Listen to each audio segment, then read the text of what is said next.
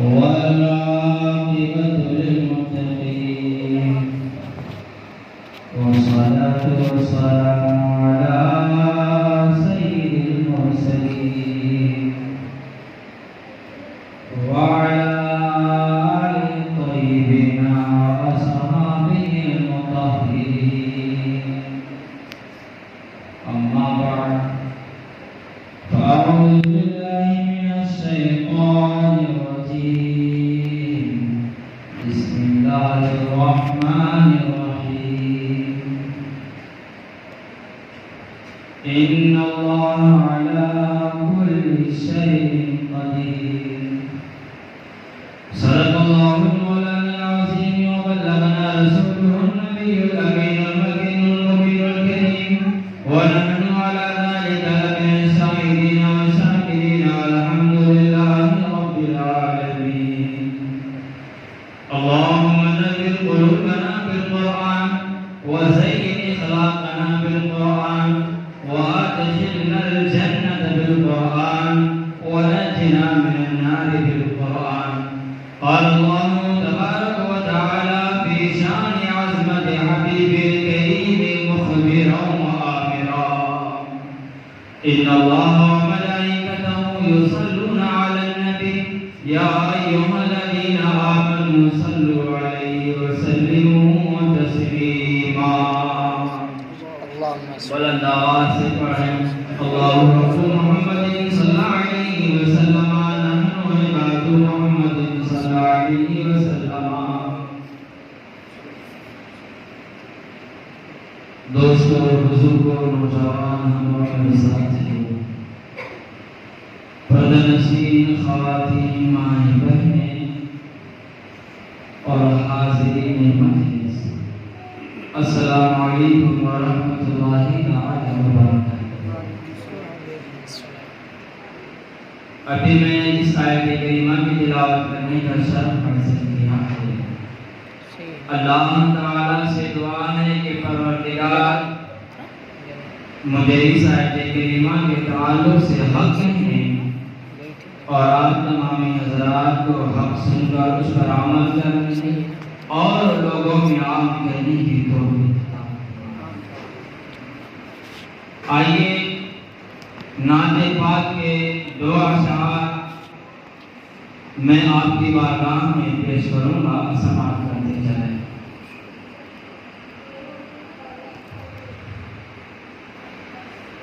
دیکھ خدا کو جان کی قیمت خریدنی، دیکھ خدا کو جان کی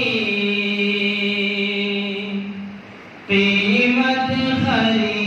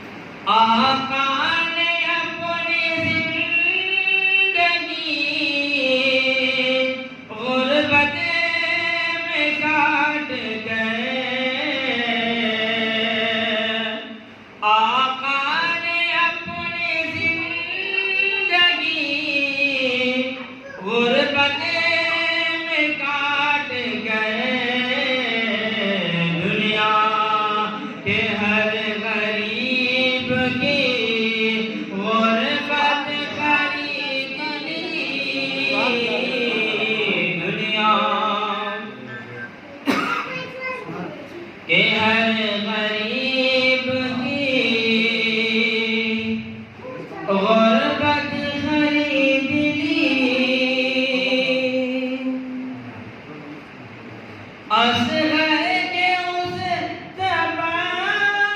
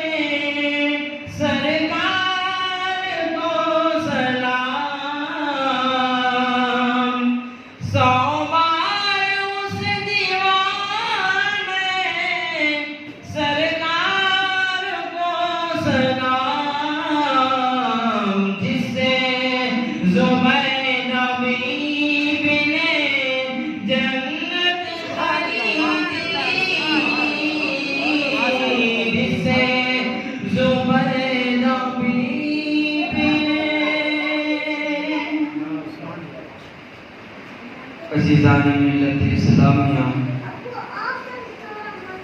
ابھی میں نے جس آیت کریمہ کی تلاوت کرنے کا شرف حاصل کیا، اللہ تبارک و تعالی ارشاد فرماتا ہے ان اللہ علی کل شیء قدیر، بے شک اللہ رب العزت ہر چیز پر قادر ہے، ہر چیز پر قادر ہے، زمین ہو، آسمان ہو، چاند ہو، ستارے ہوں، شجر و حجر ہوں، بحر بر ہوں، شمس و قمر ہوں، غرضات کی، کائنات کی کوئی بھی چیز ہو، اللہ تعالی ہر چیز پر قادر ہے، رب کی قدرت سے کوئی چیز خالی نہیں۔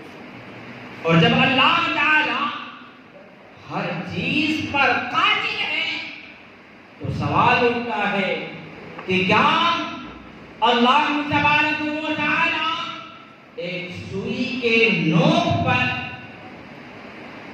کئی لاکھ مربع میل میں پھیلی ہوئی یہ زمین، آسمان، چاند، ستارے، یہ ساری چیزیں سما سکتا ہے، سوئی کے نوک پر رکھ سکتا ہے؟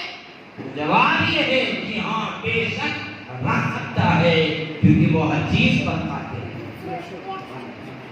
کوئی سوال کر سکتا ہے کہ کیا اللہ تعالی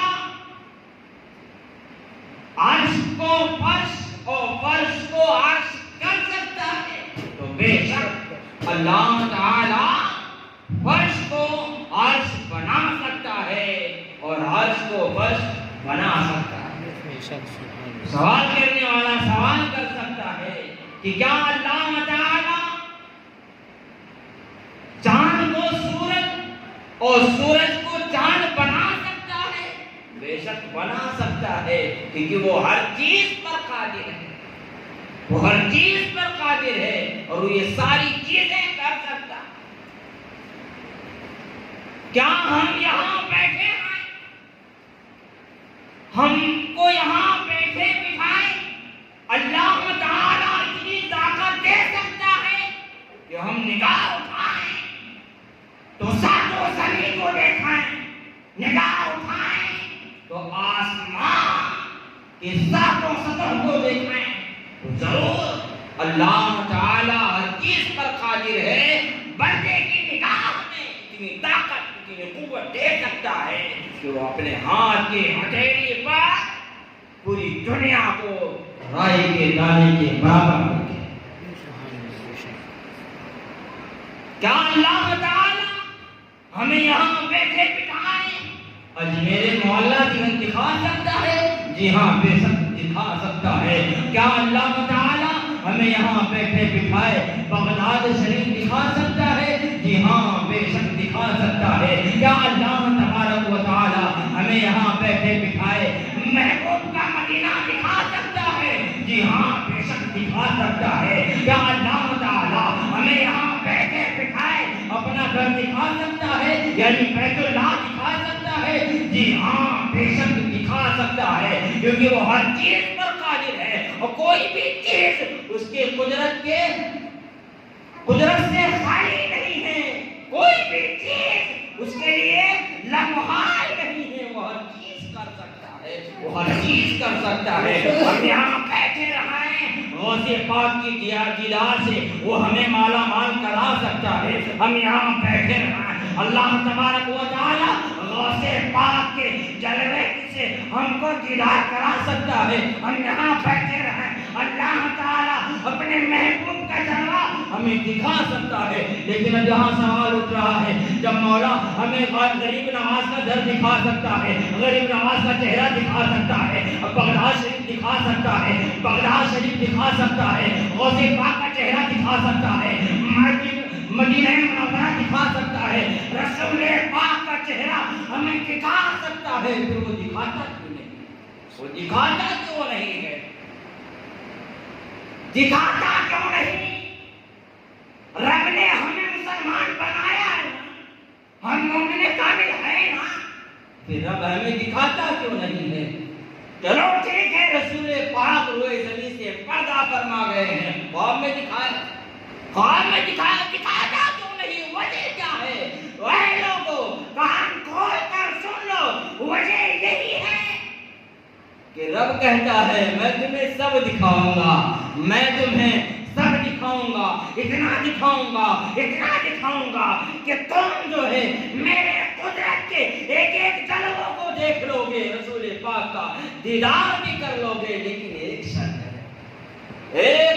ہے، وہ شرط میں پوری کرنی ہوگی۔ ہم نے کہا اے باری لا وہ شرط کون سی ہے؟ آواز آتی ہے، وہ شرط یہی ہے کہ اے میرے بندے اپنی مرضی کو میرے مرضی پر قربان کر دے، اپنے مرضی کو میرے مرضی پر قربان کر دے، اور جب تو اپنی مرضی میرے مرضی پہ قربان کرے گا تو میں بھی اپنی مرضی تیرے مرضی پہ قربان کروں گا، اور جب میں اپنی مرضی تیرے مرضی پہ قربان کروں گا تو تجھ کو اپنا دوست بنا دوں گا، تجھ کو ولی بنا دوں گا، اور جب سے ولی بنا دوں گا تو تیرے طاقت کا عالم یہ ہوگا کہ تو ٹھوکر مارے گا تو قبر سے مردہ اٹھ کر کھڑا ہوگا اور کلام کرے گا، تیرا طاقت یہ ہوگا کہ 12 سال کی ڈوبی ہوئی نیا کو تو پل میں پار لگائے گا، میں تجھ کو اپنا بنا لوں گا، اور تیری طاقت یہ ہوگی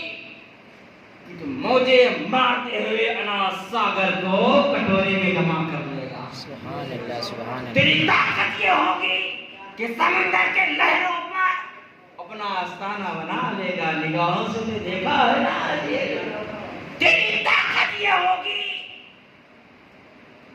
کہ پہاڑوں کے چوٹیوں پر تیرا مزار ہوگا، حاجی مرم تو آپ نے دیکھا ہے، میرا رب فرماتا ہے اے میرے بندو اپنی مرضی میرے حوالے کرو اور میری مرضی لے لو، اس کے بعد میرے قدرت کا تم کرشمہ دیکھو۔ اب سوال یہاں اٹھتا ہے کہ رب کی مرضی پر چلے گا کو اپنی مرضی کو رب کی مرضی پہ قربان کرے گا؟ سوال اٹھتا ہے کیونکہ اپنے مرضی کو رب کی مرضی پر اگر قربان کرنا ہے تو تمہیں پکا مومن کامل بننا ہوگا، اور مومن کامل جب تمہیں بننا ہوگا تو یاد رکھو آسان نہیں ہے، ایسے نہیں مومن بنو گے، اپنی زبان کو طہارت دینا ہوگا، اپنے ہاتھوں کو طہارت دینا ہوگا، اپنی نگاہوں کو طہارت دینا ہوگا، اپنے پیروں کو طہارت دینا ہوگا۔ سوال کرو کہ حضرت طہارت کیسے ہوگا؟ تو سن لو، طہارت ایسے ہوگی کہ تم اپنے نگاہوں سے کبھی کوئی بری چیزیں نہیں دیکھو گے۔ اے قوم کے نوجوانوں میں تم سے کہوں گا جب پوری رات تم انٹرنیٹ پہ گندے مناظر دیکھو، جب تم سارا دن گلیوں میں بیٹھ کر لوگوں کی خواتینوں پر نگاہیں ڈالو تو تمہاری نگاہوں کو پاکیزی کے کہاں سے ملے گی؟ تمہاری نگاہوں کو طہارت کیسے ملے گی؟ اور میں بتاتا ہوں کانوں کو طہارت کیسے ملے گا؟ کانوں کو طہارت جب ملے گا جب تم گانا سننا چھوڑ دو گے، گالیاں سننا چھوڑ دو گے، برائیاں سننا چھوڑ دو گے، اور ان کانوں کو مصطفیٰ کریم کی نعتیں سناؤ گے تو یہ کان پاک ہو جائیں گے، یہ کان جو ہے ستھرے ہو جائیں گے۔ یہ زبان سے گالیاں پھونکنا بند کرو، اس زبان سے بے اخلاقی بالکل دور کر دو، اس زبان سے جو ہے وہ گانے بند کر دو، یا کوئی بھی گانا ہے ان تمام چیزوں کو بند کرو، اس زبان پر نعت نبی لاؤ، پھر تمہیں تمہاری زبان پر طہارت مل جائے گی۔ ان ہاتھوں سے غریبوں کا حق ماننا چھوڑ دو، ان ہاتھوں سے غریبوں پر ظلم و ستم کرنا چھوڑ دو، ان ہاتھوں سے بیواؤں کا گلا گھونٹنا چھوڑ دو، ان ہاتھوں سے تم جو ہے مسکینوں کو ستانا چھوڑ دو۔ جب تک تم ستاتے رہو گے تمہارے یہ ہاتھ برائیوں میں ڈوبے رہیں گے، تمہارے ان ہاتھوں کو کبھی طہارت نہیں مل سکتا، تمہارے ان ہاتھوں کو کبھی پاکی نہیں مل سکتی ہے۔ اگر تمہیں ان ہاتھوں کو پاک کرنا ہے، ان ہاتھوں کو صافی دینی ہے، یعنی طہارت دینی ہے، تو ان ہاتھوں سے تمہیں زکات دینا ہوگا، ان ہاتھوں سے فطرے دینے ہوں گے، ان ہاتھوں سے غریبوں یتیموں کے سروں پر شفقت پھیرنا ہوگا، ان ہاتھوں مسکینوں کی امداد کرنی ہوگی، پھر جا کے ہاتھوں کو طہارت ملے گی۔ اے لوگوں، اتنا ہی نہیں، اگر تمہیں مومن بننا ہے تو پیشانی میں سرسوں کی طرف ہونی چاہیے، زبان پر رنگی کی بریائی ہونی چاہیے، سینے میں عشق رسول ہونا چاہیے۔ بغیر عشق رسول کے تم کچھ بھی نہیں کر سکتے ہو۔ پتا چلا اگر تمہیں مومن بننا ہے، پتا چلا اگر تمہیں مومن بننا ہے، ہر برائی سے تمہیں دور رہنا ہوگا، نماز و روزہ کا پابند تمہیں بننا ہوگا۔ جب تم ہر برائی سے دور رہو گے، ہر بلاؤں سے تم دور رہنے کی کوششیں کرو گے تو تم پکے مومن کامل بنو گے، نماز کی پابندی کے ساتھ پکے مومن کامل بنو گے۔ جب مومن بنو گے تو انشاءاللہ تبارک و تعالی تم کو رب کی رضا بھی ملے گی، رب کی رضا بھی میسر ہوگی۔ شرط یہ ہے اے قوم کے نوجوان، پہلے اپنی زندگی کو اپنے رب کے حوالے کرو تو صحیح، لیکن اب سوال ہے کرے گا؟ اگر ہم اپنی زندگی رب کے حوالے کر دیں تو یہ چوک چوراہوں پر سٹے بازی کون کرے گا؟ چوکوں چوراہوں پر لونڈی بازی کون کرے گا؟ چوکوں چوراہوں پر گلیوں میں چھچھوڑا پنی کون کرے گا؟ ہم اپنی زندگی اپنے رب کے حوالے کر دیں، رب کے مرضی کے مطابق چلائیں تو ان برائیوں کو انجام کون دے گا؟ شراب نوشی کون کرے گا؟ زناکاری کون کرے گا؟ ان تمام چیزوں کو کون انجام دے گا؟ سوال اٹھتا ہے اے قوم کے نوجوانوں، اگر تمہیں دنیا چاہیے، تمہیں دنیا پیاری ہے تو ٹھیک ہے، تمہارا فیصلہ ہے، لیکن تمہیں آخرت میں اچھا ہی چاہیے، رب کی رضا چاہیے تو تمہیں ان تمام چیزوں سے دور ہٹنا ہی ہوگا، ہٹوال میں ہٹنا ہوگا۔ اور تم جو ہے دنیا چھوڑ کر اپنے آپ کو اپنے رب کے حوالے جو کرو، پھر دیکھو اللہ تعالیٰ کن کن چیزوں پر قادر ہے، اللہ تعالیٰ کن کن چیزوں پر قادر ہے، اور قدرت کے نظارے پھر تم تب دیکھو گے، بند آنکھوں سے بھی تم پوری کائنات کا دیدار کرو گے۔ دوستان ذی قدر، قلت وقت دامنگیر ہے، اور ابھی تو میں فی الحال تمہیدی گفتگو میں ہی چل رہا ہوں، اور میرا خیال ہے کہ میں اگر تھوڑی اور گفتگو لمبی کروں گا تو وقت بہت زیادہ ہوگا، اس لیے میں دو باتیں پیش کر کے اپنے گفتگو کو بالکل ختم کروں گا۔ حضور غوث پاک رضی اللہ تعالی عنہ اپنے علاقے سے گزر رہے ہیں، صبح سویرے کا وقت ہے، اور آپ جو ہے علاقے سے گزر رہے ہیں تو پیچھے سے ایک آواز آتی ہے، اے عبد القادر جیلانی۔ تو آپ نے پیچھے پلٹ کر دیکھا تو کوئی نظر نہیں تھا، دھیان سے دیکھا تو کیا دیکھا؟ ایک بیوڑا پڑا ہوا ہے، ایک بیوڑا پڑا ہوا ہے، نشے میں بالکل چور چور ہے، کوئی ہوش و حواس نہیں، اور اس نے ہی آواز دیا، اے عبد القادر جیلانی۔ حضور غوث پاک رضی اللہ تعالیٰ عنہ پلٹے تو وہ بیوڑا اس قدر نشے میں تھا کہ اس نے پوری رات نشے میں گزاری تھی، پوری رات نشے میں گزاری تھی، اور جب صبح کی سفیدی نمودار ہونے لگی اور سورج کی کرنیں اس کے آنکھوں میں پڑنے لگی تو تھوڑا تھوڑا اس کا نشہ اترنے لگا، نشہ اترنے لگا، اور تھوڑا تھوڑا اسے ہوش آنے لگا، تھوڑی تھوڑی اس کی آنکھیں کھلنے لگیں، اور جیسے جیسے اس کا نشہ اترتا گیا، جیسے جیسے اس کی آنکھیں کھلتی گئی، تو جب آنکھیں کھلی تو اس نے اپنے نگاہوں کے سامنے جیلانی کو دیکھا، جیلانی کو دیکھا، یعنی غوث پاک کو دیکھا، غوث پاک کی جمال جہاں کو دیکھا۔ جب غوث پاک کے چہرے کو دیکھا تو اللہ تعالیٰ نے اس بیوڑے کو غوث پاک کا صدقہ عطا فرما دیا۔ نگاہ پڑی، اس کے سبب سے رب نے بیوڑے پر رحمتوں کی بارشیں کر دی، اسے توبہ کی توفیق عطا کر دی۔ اب وہ بیوڑا کہتا ہے اے عبد القادر جیلانی ذرا مجھے بتاؤ تو صحیح، کیا اللہ تعالی ہر چیز پر قادر ہے؟ ہر چیز پر قادر ہے؟ آپ نے کہا بے شک اللہ تعالی ہر چیز پر قادر ہے۔ اس بیوڑے نے پھر سے کہا اے عبد القادر جیلانی ذرا بتاؤ تو صحیح، کیا اللہ ہر چیز پر قادر ہے؟ آپ نے کہا جی ہاں بے شک اللہ تعالی ہر چیز پر قادر ہے۔ بیوڑے نے پھر سے یہی سوال کیا اے عبد القادر جیلانی ذرا بتاؤ تو صحیح، کیا اللہ تعالی ہر چیز پر قادر ہے؟ تیسرا سوال کرتے کرتے وہ بیوڑا ہزاروں قطار رو رہا ہے، اور تیسرے سوال کا جواب دیتے دیتے غوث پاک ہزاروں قطار رو رہے ہیں۔ غوث پاک کہتے ہیں اے مریدین اب آگے بڑھو، اے مریدین اب سامنے آ جاؤ اور اس بیوڑے کو وہاں سے اٹھا لو، لے چلو میری خانقاہ لے کر چلو، میرے دربار میں لے کر چلو۔ تو پھر کہتے ہیں صرف اتنا ہی نہیں، اسے نہلاؤ، اسے دھلاؤ، اسے بہترین لباس پہناؤ۔ اس بیوڑے کی جگہ اب یہ نہیں ہے کہ وہ گٹر کے کنارے پڑے رہے، اگر اللہ نے اس کے مقام کو بلند کر دیا ہے اسے میرے خانقاہ کو لے کر چلو۔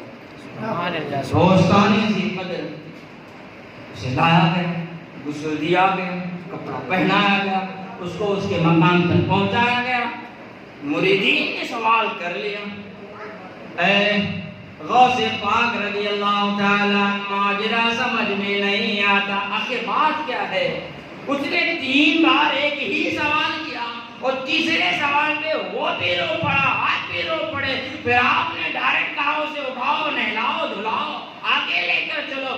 بات سمجھ میں نہیں آتی ہے۔ غوث پاک فرماتے ہیں اے مریدین تمہیں باتیں سمجھنی ہے؟ کہا جی حضور باتیں سمجھنی ہے۔ کہا پھر سن لو، جب اس بیوڑے نے مجھے پہلی بار کہا اے عبد القادر جیلانی ذرا بتاؤ تو صحیح، کیا اللہ ہر چیز پر قادر ہے، تو اس کے کہنے کا مطلب یہ تھا اے عبد القادر جیلانی اگر میں اپنے گناہوں سے توبہ کروں، اگر میں اپنے تمام گناہوں سے توبہ کروں، اگر میں اپنی تمام برائیوں سے توبہ کروں، چھوڑ دوں یہ جوا شراب، چھوڑ دوں یہ زنا خوری، چھوڑ دوں یہ تمام برائیوں کی چیزیں، اگر میں توبہ کروں تو کیا اللہ مجھے معاف کرے گا؟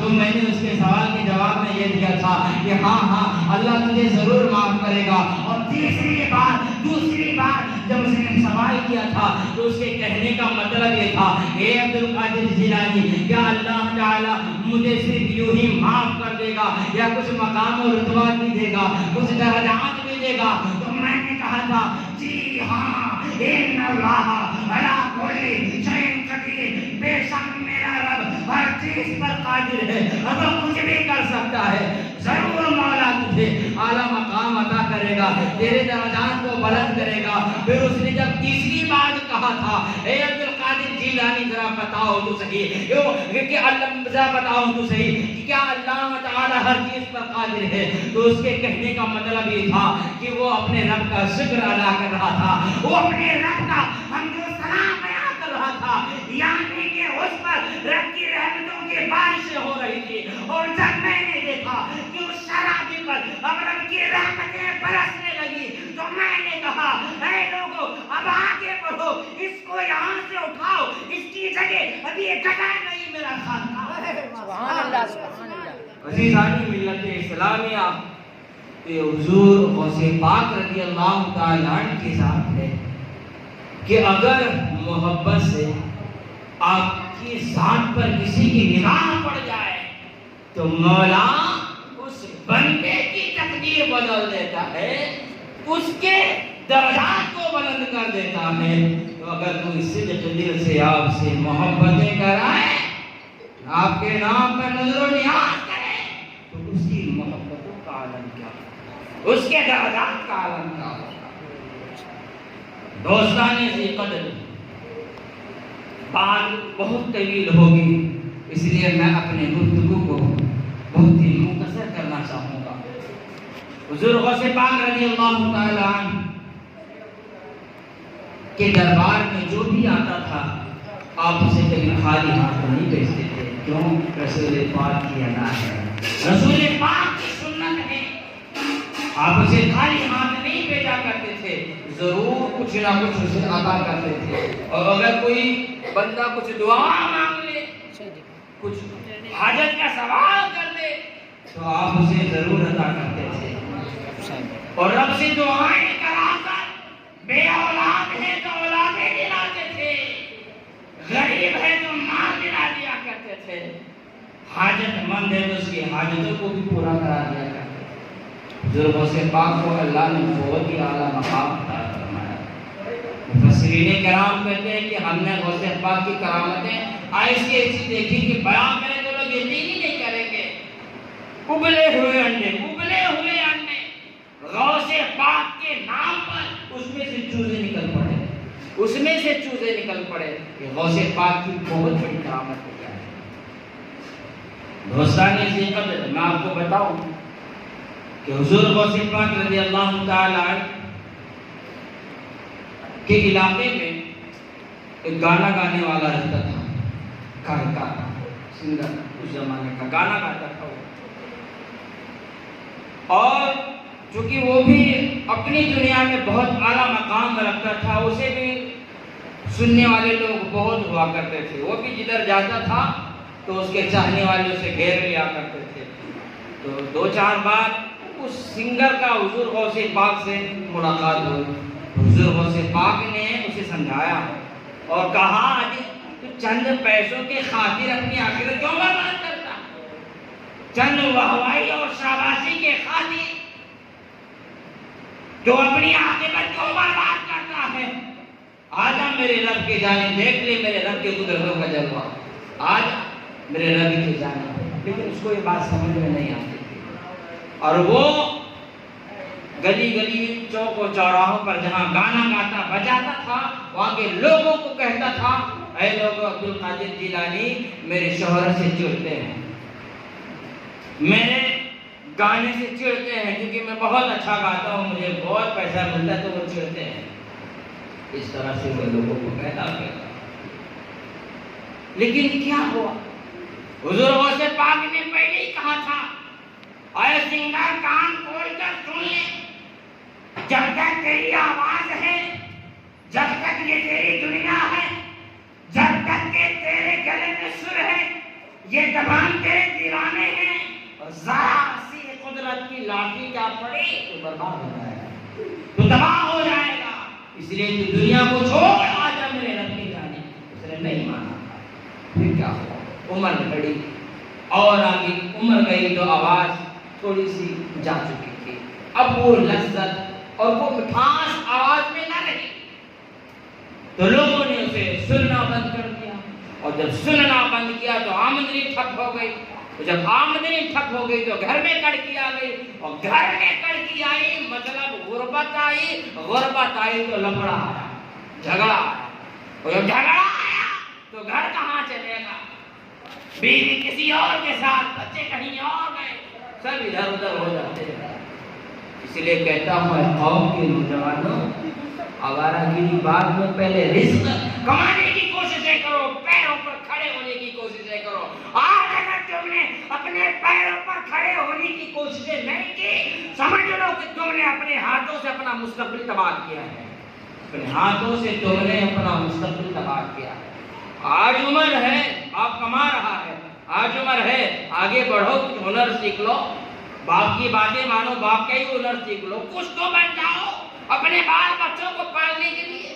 ہمارا گیری سے تمہیں کیا ملے گا, کیا تمہیں حاصل ہوگا سوائے تباہی اور بربادی کے.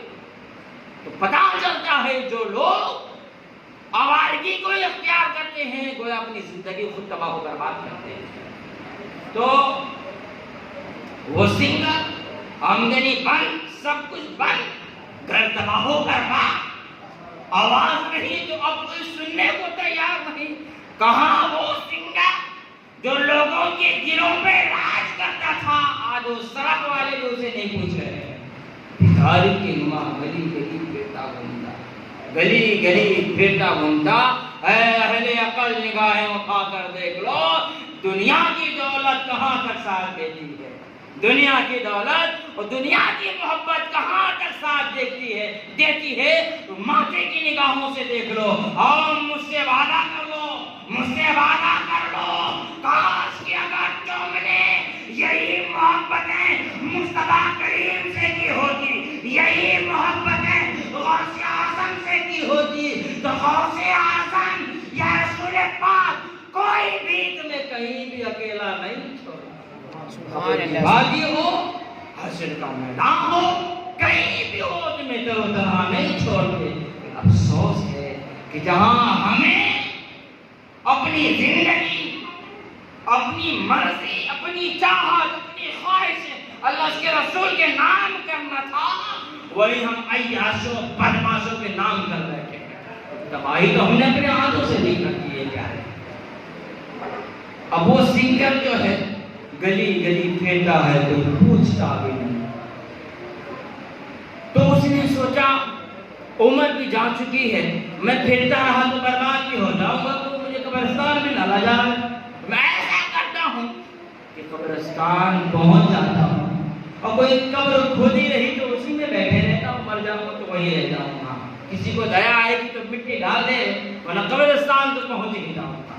وہ یہ سوچ کر قبرستان پہنچ گیا اور قبرستان میں وہ اپنے دن گزارنے لگا۔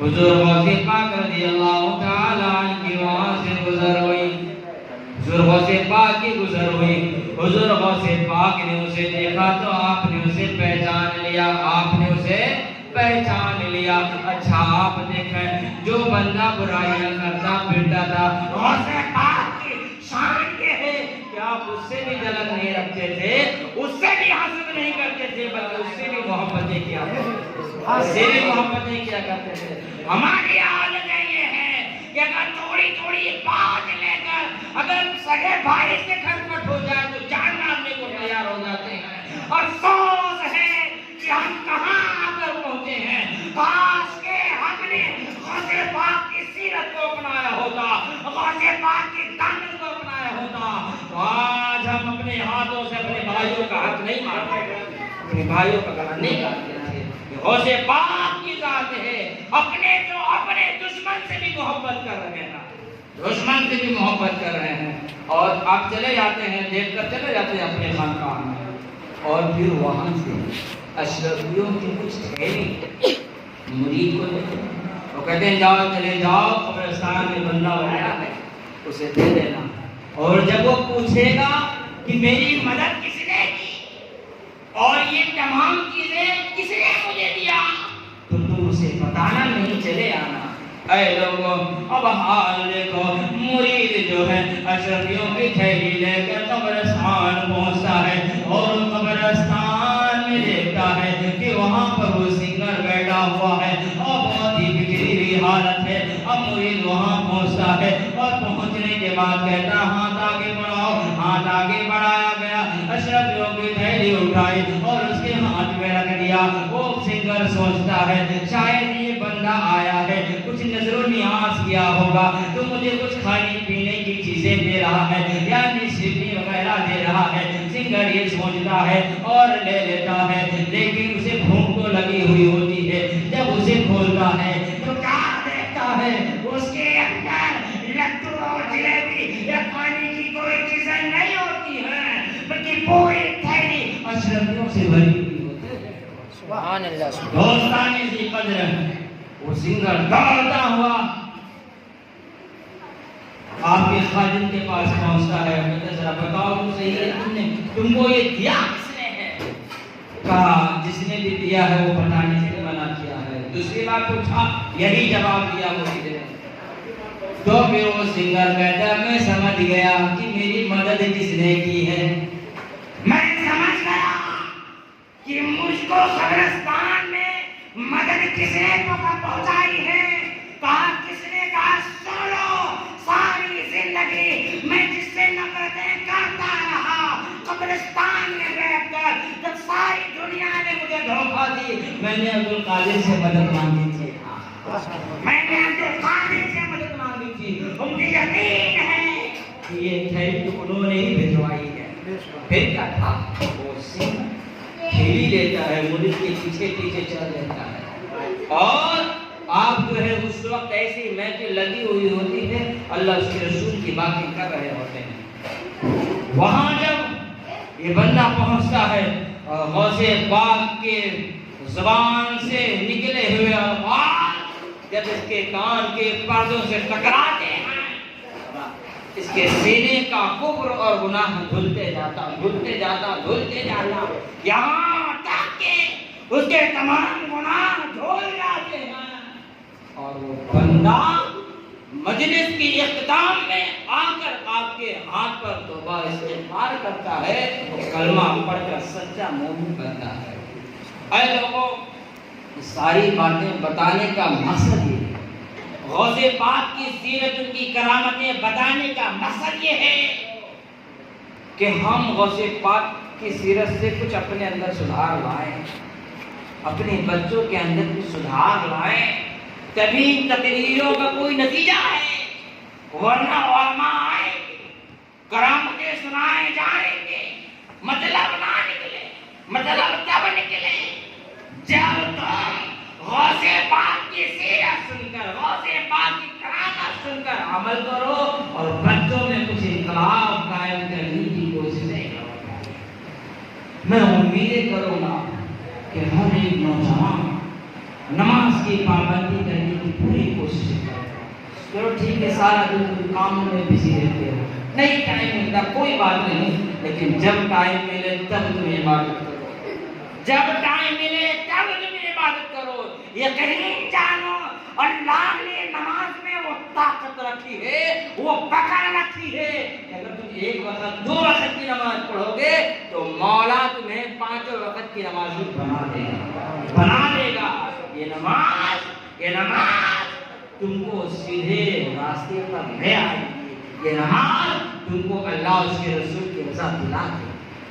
تو میں تمام سے کہوں گا پیارے، بالخصوص نمازوں کی پابندی کریں، اور گھروں میں جو خواتین ہوتی ہے جو بالکل لاپرواہ ہوتی ہیں، برا بات کے معنی ہے لیکن حقیقت یہ بالکل لاپرواہ ہوتی ہیں، جبکہ بچوں کی پرورش انہیں کے ہاتھوں میں ہے، بچوں کی تربیت انہیں کے ہاتھوں میں ہے۔ یہ چاہے تو گھر جنت بنے، یہ چاہے تو گھر جہنم بن جائے، انہیں کے ہاتھوں میں ہوتا ہے۔ یہ نماز پڑھیں گی تو بچے ان کو ہی دیکھ کر کچھ سیکھیں گے، جب قرآن پڑھیں گی تو بچے ان کو ہی دیکھ کر کچھ سیکھیں گے، یہ جب سنتوں پر عمل کریں گی تو بچے ان کو ہی دیکھ کر کچھ سنتیں اپنانے کی کوششیں کریں گے، اور جب ماں ہی بگڑی ہو